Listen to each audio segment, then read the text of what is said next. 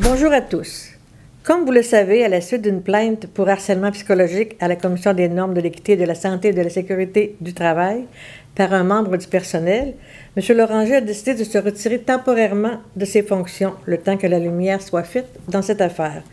Durant son absence, c'est moi, Sylvie Falardeau, conseillère municipale du district des Pins, qui occupe le rôle de maire suppléant. Après quelques semaines d'absence, la chronique du maire est donc de retour sous une toute nouvelle formule.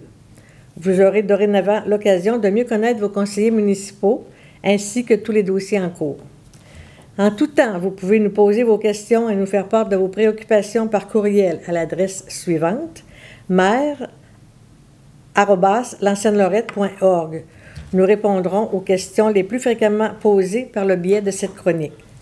Concernant le procès sur le partage des frais d'agglomération, nous sommes toujours en attente de la décision du juge qui devrait être rendue au cours des prochains mois. Soyez assurés que nous vous informerons lorsque nous aurons du nouveau dans ce dossier. Dans une tout autre ordre d'idées, l'autoroute 40 est un sujet qui suscite de nombreuses questions et réactions. Comme vous l'avez probablement entendu dans les médias, le dossier de prolongement de l'autoroute Félix-Leclerc a encore refait surface avec l'annonce d'un appel d'offres pour la mise à jour de l'étude de prolongement. Sachez que nous nous opposons toujours fortement à ce projet tel que actuellement proposé, qui séparerait la ville de Lancienne-Lorette en deux.